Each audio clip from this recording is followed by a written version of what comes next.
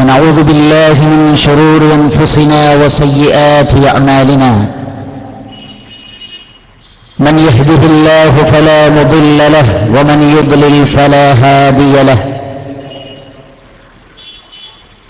وأشهد أن لا إله إلا الله وحده لا شريك له وأشهد أن محمدًا عبده ورسوله يا أيها الذين آمنوا اتقوا الله حق تقاته ولا تموتن إلا وأنتم مسلمون أما بعد فإن أحسن الحديث كتاب الله وخير الهدي هدي محمد صلى الله عليه وسلم وشر الأمور محدثاتها وكل محدثة بدعة وكل بدعة ضلالة وكل ضلالة في النار.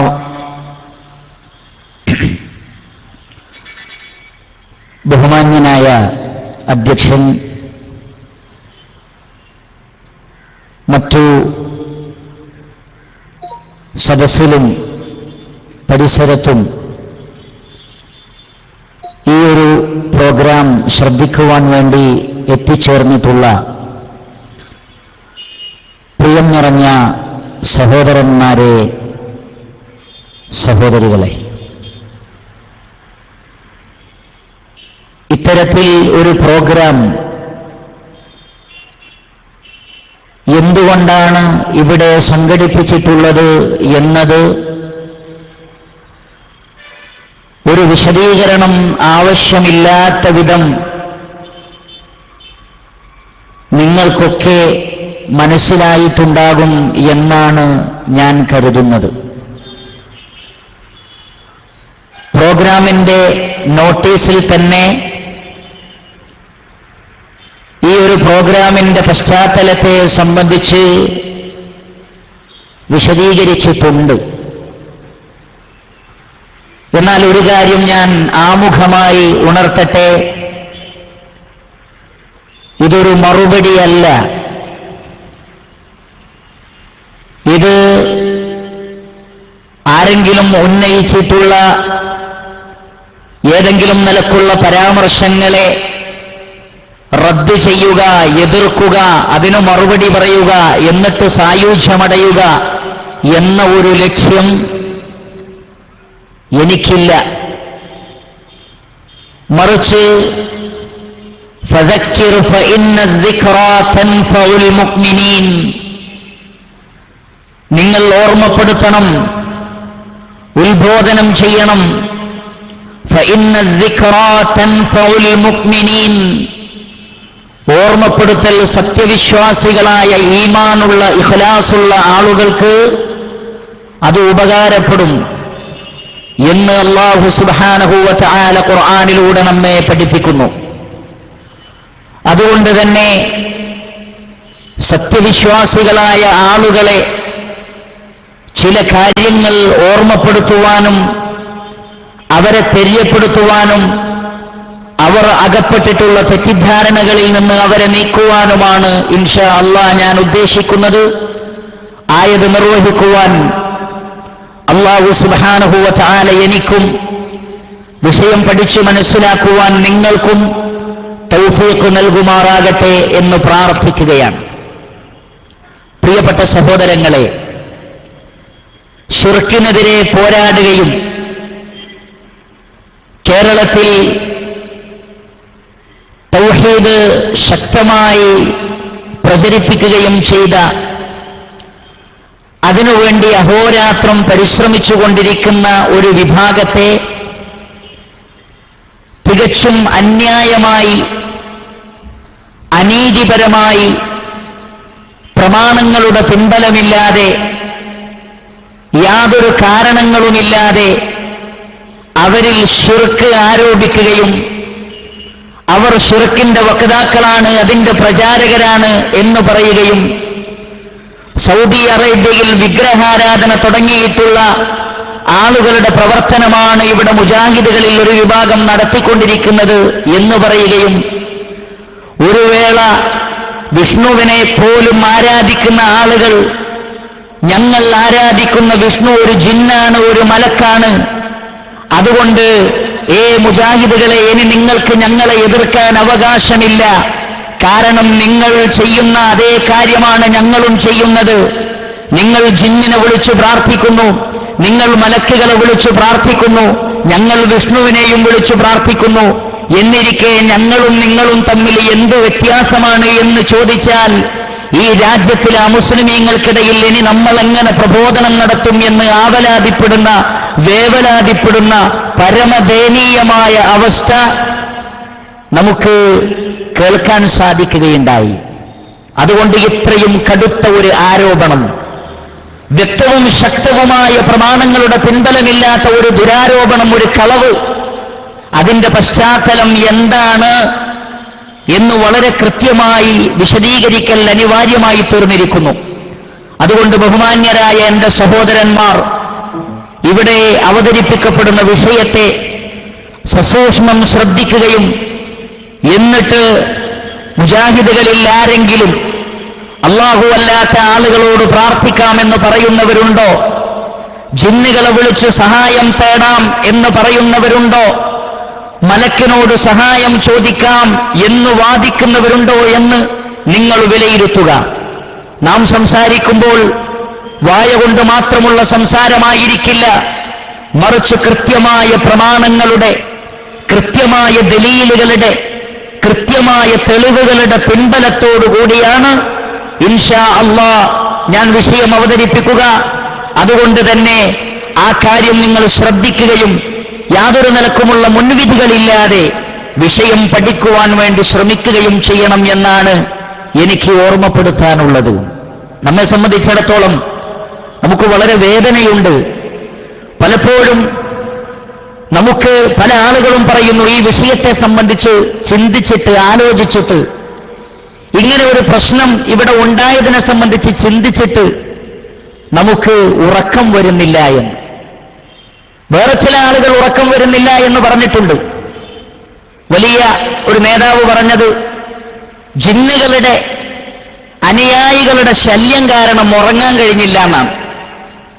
അതിനാണ് നമ്മൾ പറയാറുള്ളതെന്ത്, രാത്രി ഉറങ്ങാൻ കിടക്കുമ്പോൾ ആയത്തുൽ കുർസിയും മുഅവ്വിദത്താനിയൊക്കെ ഓതിക്കിടന്നാൽ ജിന്നിന്റെ ശല്യം ഉണ്ടാവില്ല, അപ്പോൾ ഉറങ്ങാൻ സാധിക്കും. എന്നാൽ അങ്ങനെയുള്ള കാര്യങ്ങൾ പറയുമ്പോൾ അത്തരം ആളുകൾ ജിന്നിന്റെ ആളുകളാണ്, അതല്ലെങ്കിൽ അതുപോലെയുള്ള പിഴച്ച വിശ്വാസത്തിന്റെ ആളുകളാണ് എന്ന് പറയുന്ന ആളുകൾ ജിന്നുകളുടെ ശല്യം കാരണം ഉറങ്ങാൻ കഴിയുന്നില്ല എന്ന് പറയുന്നു. അതിന് ഏറ്റവും നല്ല മരുന്ന് ആയത്തുൽ കുർസി, മുഅവ്വിദത്താനി തുടങ്ങിയ സൂറത്തുകൾ ഓതിക്കൊണ്ട് നമ്മൾ എന്തു വേണം, ഉറങ്ങാൻ കിടന്നാൽ മതി, നമുക്ക് ഉറക്ക് കിട്ടും. വിഷയം പഠിക്കണം, മനസ്സിലാക്കണം, ചിന്തിക്കണം എന്ന് പറയുന്നത് പോലും പ്രിയപ്പെട്ടവരെ അപക്വമായ സമീപനമായി, തഖ്വയില്ലാത്ത ആളുകളുടെ സമീപനമായി, അതുപോലെ തന്നെ അഹങ്കാരത്തിന്റെ വാക്കായി ആളുകൾ കാണുന്ന ഒരു കാലഘട്ടം.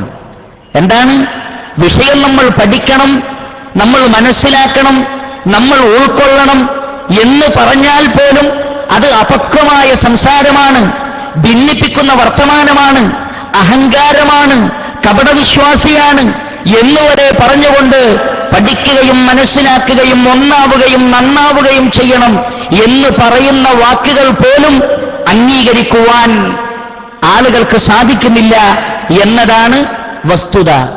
അല്ലേ?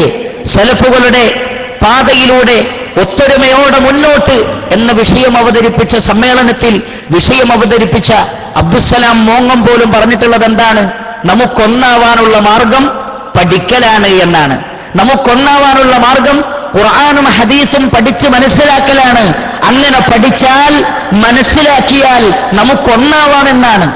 ഇതേ കാര്യം ബഹുമാന്യനായ ഹുസൈൻ സലഫി പറഞ്ഞപ്പോൾ നമ്മൾ പഠിക്കണം, മനസ്സിലാക്കണം, ആലിമീങ്ങളോട് ചോദിക്കണം, എന്നിട്ട് ഒത്തൊരുമയോടുകൂടി മുന്നോട്ട് പോകണം എന്ന് പറഞ്ഞാലോ അത് അപക്വമാണ്, അത് അഹങ്കാരമാണ്, അത് കപടവിശ്വാസിയുടെ വാക്കുകളാണ്, അത് ഭിന്നിപ്പിക്കുന്ന ആളുകളുടെ വാക്കുകളാണ് എന്ന് ദുർവ്യാഖ്യാനിക്കുകയും ചെയ്യുന്നു.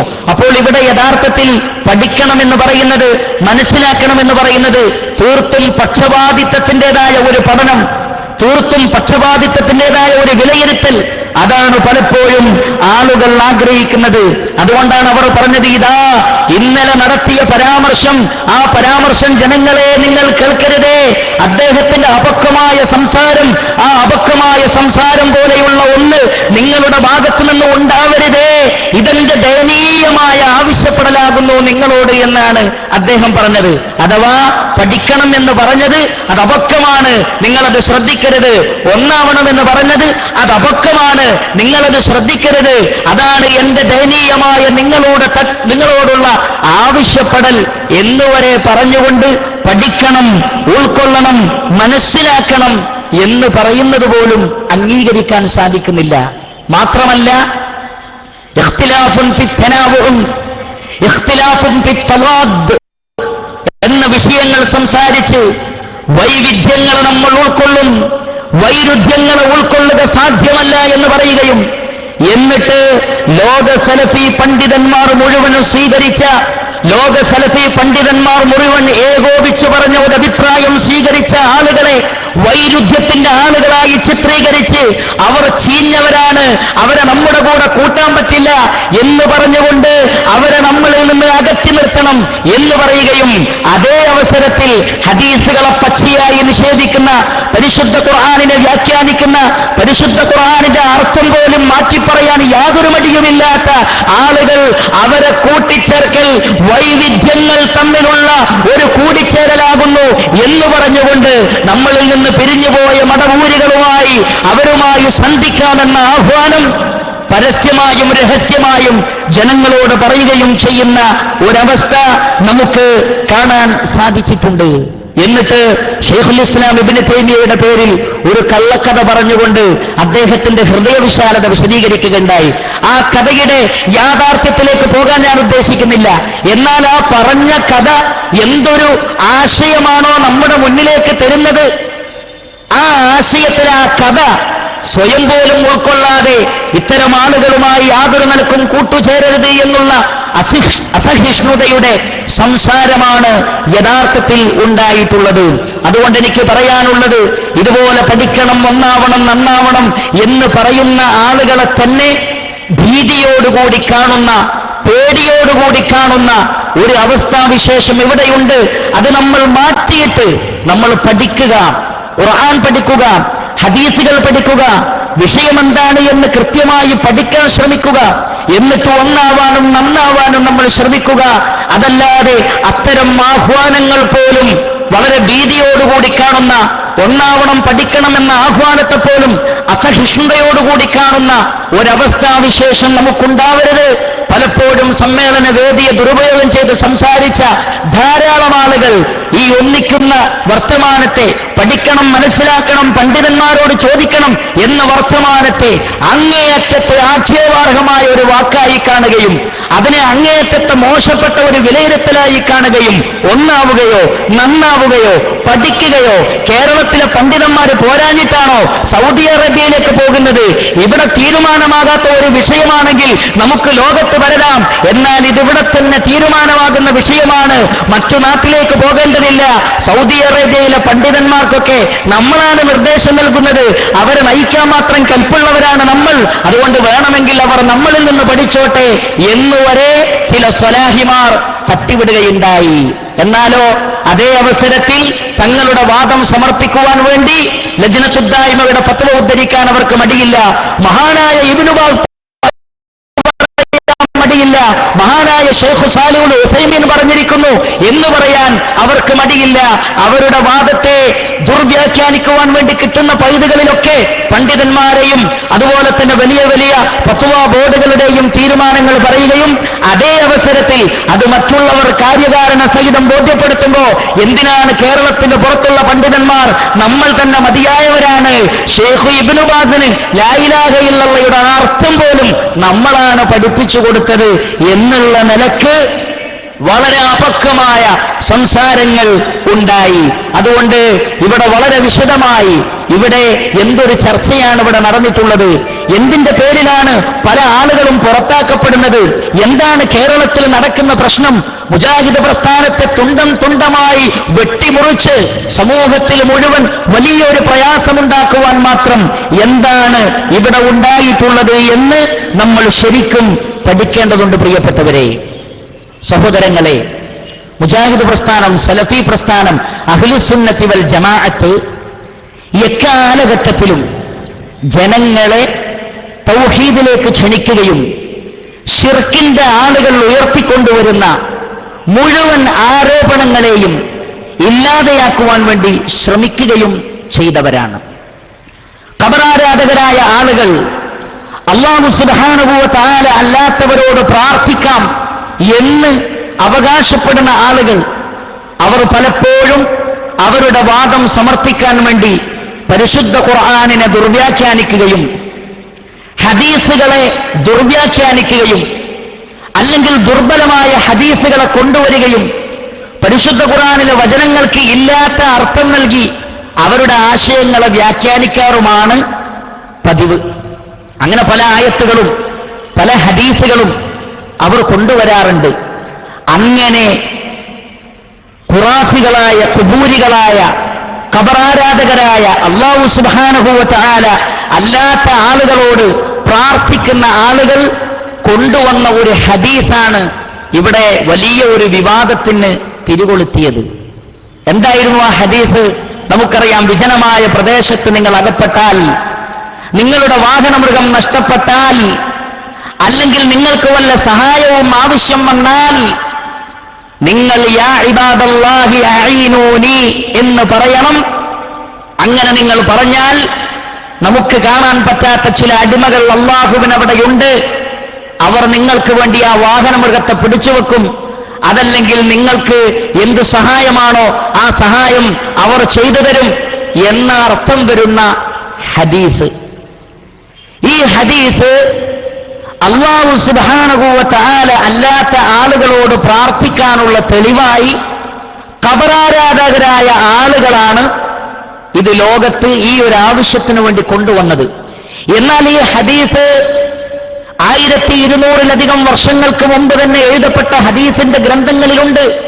ഇമാം ബുഖാരിയുടെ ഉസ്താദായ അബൂബക്കർ ഇബ്നു അബീ ശൈബയുടെ മുസന്നഫിൽ തുടങ്ങി തബറാനിയും ബൈഹഖിയും അങ്ങനെ തുടങ്ങി ഒട്ടനവധി പണ്ഡിതന്മാർ അവരുടെ ഹദീസ് ഗ്രന്ഥങ്ങളിൽ രേഖപ്പെടുത്തിയിട്ടുള്ള ഒരു ഹദീസാണിത്.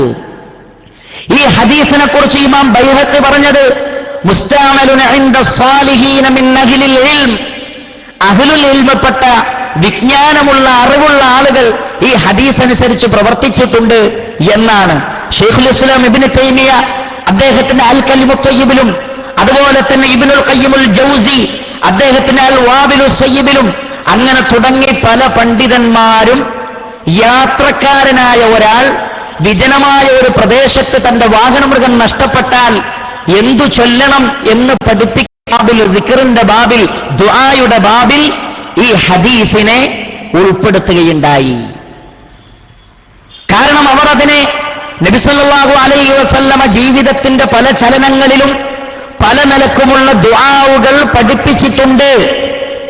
ആ നിലക്ക് റസൂലുള്ള യാത്ര ചെയ്യുന്ന ഒരാൾ വിജനമായ ഒരു പ്രദേശത്ത് എത്തിപ്പെട്ടാൽ, വാഹനമൃഗം നഷ്ടപ്പെട്ടാൽ, വല്ല സഹായവും ആവശ്യം വന്നാൽ എന്തു ചെയ്യണമെന്ന് നബി സല്ലല്ലാഹു അലൈഹി വസല്ലമ പഠിപ്പിച്ച ഒരു കാര്യം എന്നുള്ള നിലക്കാണ് ആ പണ്ഡിതന്മാരൊക്കെ അതിനെ കണ്ടിട്ടുള്ളത്.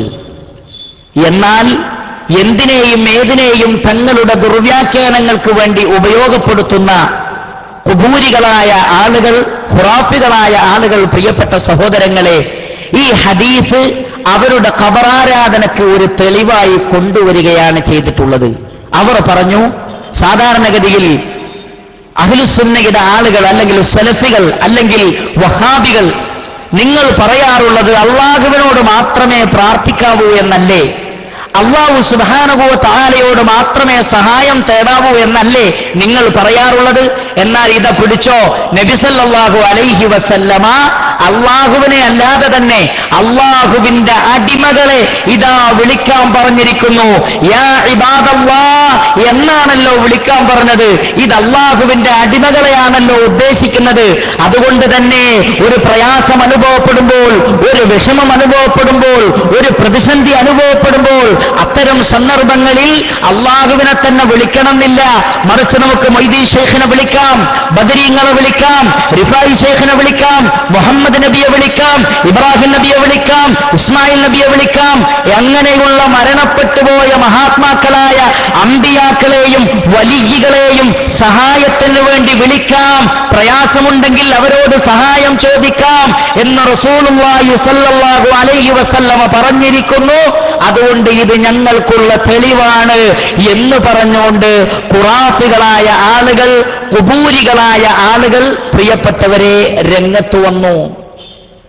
അപ്പോൾ അഹ്ലുസുന്നത്തി വൽ ജമാഅത്തിന്റെ പണ്ഡിതന്മാർ ഖബറാരാധകരായ അല്ലാഹു അല്ലാത്ത ആളുകളോട് പടച്ചറബിനോട് ചോദിക്കേണ്ട കാര്യങ്ങൾ, പടച്ചറബിനോട് പ്രാർത്ഥിക്കേണ്ട കാര്യങ്ങൾ, റബ്ബിനോട് സഹായം ചോദിക്കേണ്ട കാര്യങ്ങളൊക്കെ സൃഷ്ടികളോട് ചോദിക്കാം, മരിച്ചവരോട് ചോദിക്കാം എന്ന് വാദിക്കുന്ന ഖബറാരാധകരായ ആളുകൾ അവരുടെ വാദമുഖത്തെ എങ്ങനെയാണ് നേരിടേണ്ടത് എന്ന് അഹ്ലുസുന്നത്തി വൽ ജമാഅത്തിന്റെ പണ്ഡിതന്മാർക്ക് കൃത്യമായി അറിയാമായിരുന്നു.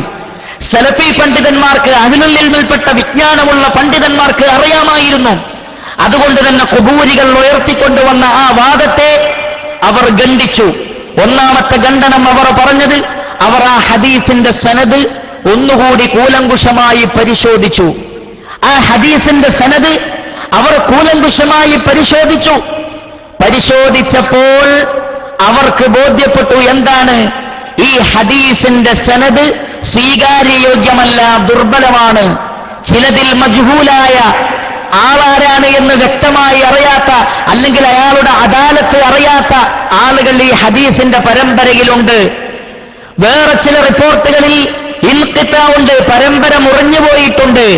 അതുകൊണ്ട് തന്നെ സ്വഹീഹായ ഹദീസ് എന്നുള്ള നിലക്ക് ഈ ഹദീസ് സ്വീകാര്യയോഗ്യമല്ല.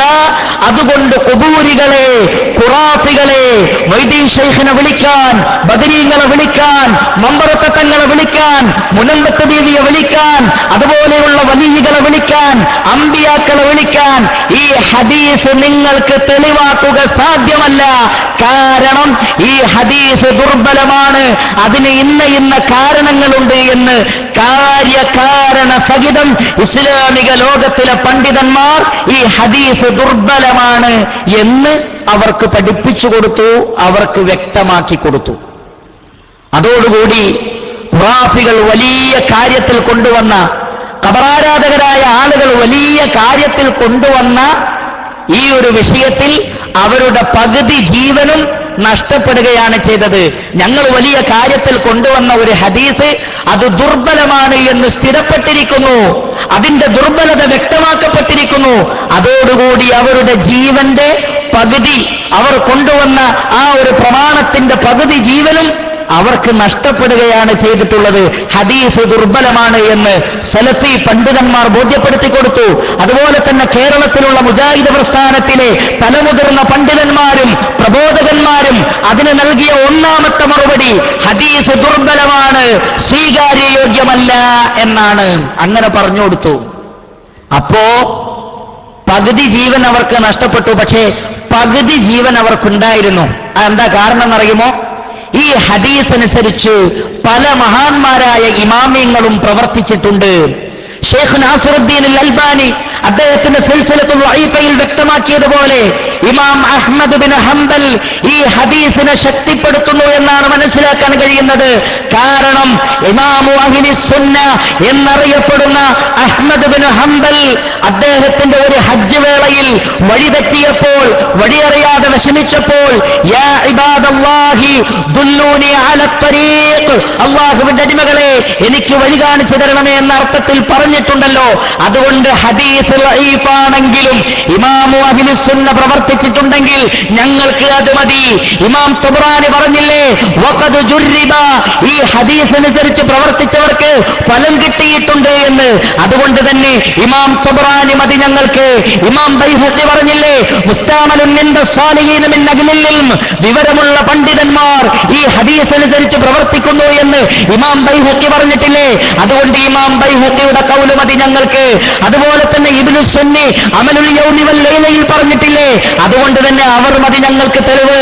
അതുപോലെ തന്നെ നിങ്ങളുടെ ശൈഖുൽ ഇസ്ലാം ഇബ്നു തൈമിയ ഇത് പറഞ്ഞിട്ടില്ലേ, അതുകൊണ്ട് ഞങ്ങൾക്ക് അത് മതി. ഇബ്നുൽ ഖയ്യിം അൽ ജൗസി പറഞ്ഞിട്ടില്ലേ, ഞങ്ങൾക്ക് അത് മതി. ഇമാം ഷൗക്കാനി പറഞ്ഞിട്ടില്ലേ, ഞങ്ങൾക്ക് അത് മതി. അതുപോലെ തന്നെ പല പണ്ഡിതന്മാരും ഈ ഹദീസ് അവരുടെ ഗ്രന്ഥങ്ങളിൽ കൊടുത്തിട്ടില്ലേ, അതുകൊണ്ട് അത് മതി ഞങ്ങൾക്ക്. സ്വാലിഹീങ്ങൾ അമൽ ചെയ്തിട്ടുണ്ട് എന്നുള്ള ആ ഒരു തീരുമാനം, ആ ഒരു ചരിത്രം മതി ഞങ്ങൾക്ക്. ഇമാം നവവി ഈ ഹദീസ് അനുസരിച്ച് പ്രവർത്തിച്ചിട്ടുണ്ട് എന്ന് അൽ-അദ്കാറിൽ രേഖപ്പെടുത്തിയിട്ടുണ്ട്.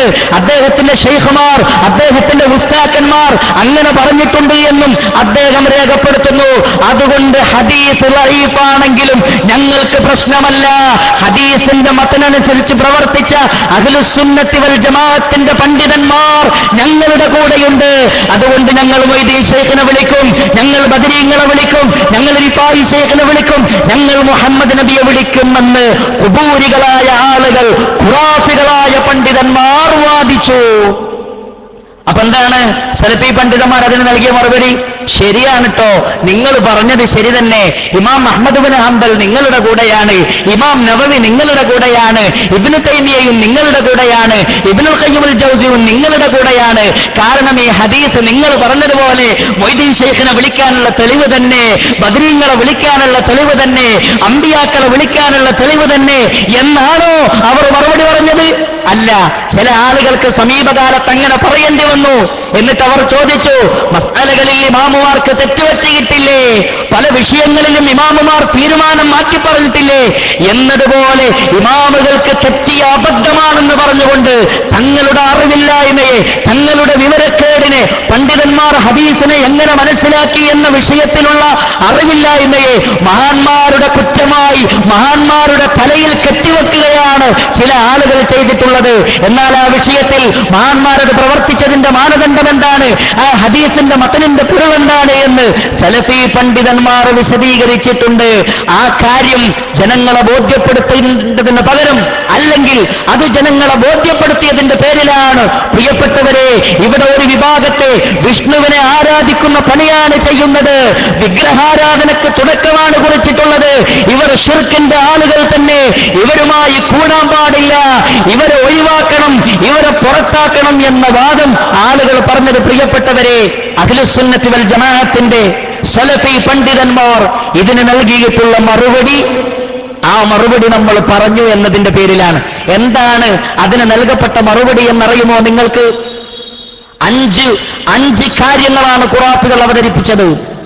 5 പോയിന്റുകളാണ് ഈ ഹദീസിന്റെ മതനനുസരിച്ച് പ്രവർത്തിച്ച പണ്ഡിതന്മാരുടെ മേൽ ഖുബൂരികൾ ആരോപിച്ചത്. 5 കാര്യങ്ങൾ. ഒന്നാമത്തത് അവർ പറഞ്ഞത്, മൊയ്‌ദീൻ ശൈഖെ രക്ഷിക്കണേ, ബദരീങ്ങളെ കാക്കണേ, മമ്പറത്തെ തങ്ങളെ രക്ഷിക്കണേ എന്ന് വിളിക്കാൻ ഈ ഹദീസിൽ തെളിവുണ്ട്. കാരണം യാ അല്ലാഹ് എന്ന് വിളിക്കേണ്ടതിന് പകരം യാ ഇബാദല്ലാഹ് എന്നാണല്ലോ വിളി. അതുകൊണ്ട് തന്നെ മൊയ്‌ദീൻ ശൈഖിനെ വിളിക്കാൻ തെളിവുണ്ട് എന്നവർ പറഞ്ഞു. അതിന് സലഫി പണ്ഡിതന്മാർ നൽകിയ മറുപടി എന്താ? സലഫി പണ്ഡിതന്മാർ അതിന് മറുപടി നൽകി, കൂട്ടരെ, മൊയ്‌ദീൻ ശൈഖിനെ വിളിക്കാൻ ഇബാദല്ലാഹ് എന്ന് വിളിക്കുന്നതിൽ എന്ത് തെളിവാണുള്ളത്? ബദരീങ്ങളെ വിളിക്കാൻ ഇബാദല്ലാഹ് എന്ന വിളിയിൽ എന്ത് തെളിവാണുള്ളത്? കാരണം ഏതെങ്കിലും ഒരു പ്രത്യേക വ്യക്തിയെ വിളിക്കാൻ ഇവിടെ നിർദ്ദേശമില്ല, ഏതെങ്കിലും ഒരു പ്രത്യേക സമൂഹത്തെ വിളിക്കാൻ ഇവിടെ നിർദ്ദേശമില്ല, മലക്കെ രക്ഷിക്കണേ എന്ന് പറയാൻ ഇവിടെ നിർദ്ദേശമില്ല, ജിന്നെ രക്ഷിക്കണേ എന്ന് പറയാൻ നിർദ്ദേശമില്ല, മമ്പറത്തെ തങ്ങളെ രക്ഷിക്കണേ എന്ന് പറയാൻ നിർദ്ദേശമില്ല. മറിച്ച് ഇബാദല്ലാഹ് എന്നാകുന്നു വിളി. അതുകൊണ്ട് തന്നെ പ്രത്യേക വ്യക്തികളെ വിളിക്കാൻ നിങ്ങളിത് തെളിവാക്കുന്നത് ശരിയല്ല എന്നാണ് സലഫി പണ്ഡിതന്മാർ അതിന് മറുപടി നൽകിയത്. മാത്രമല്ല അവർ പറഞ്ഞു കൊടുത്തു, ഒരു തത്വം പറഞ്ഞു കൊടുത്തു. എന്താണത്? ഇബാദല്ലാഹ് എന്ന വിളിയിൽ ഉലൂഹിയത്ത് അവസാനിച്ചിരിക്കുന്നു. കാരണം അള്ളാഹുവിന്റെ അടിമ എന്ന് പറയുന്നതോടുകൂടി അള്ളാഹു യജമാനനും വിളിക്കപ്പെട്ടവൻ അടിമയുമായി. അള്ളാഹു യജമാനനും വിളിക്കപ്പെട്ടവൻ അടിമയുമായി തീർന്നു. ഇബാദല്ലാഹ് എന്ന വിളി, അള്ളാഹുവിന്റെ അടിമ അബ്ദുല്ലാ. അതുകൊണ്ടല്ലേ മുഹമ്മദ് മുസ്തഫ സല്ലല്ലാഹു അലൈഹി വസല്ലമയെ പല നിലക്കും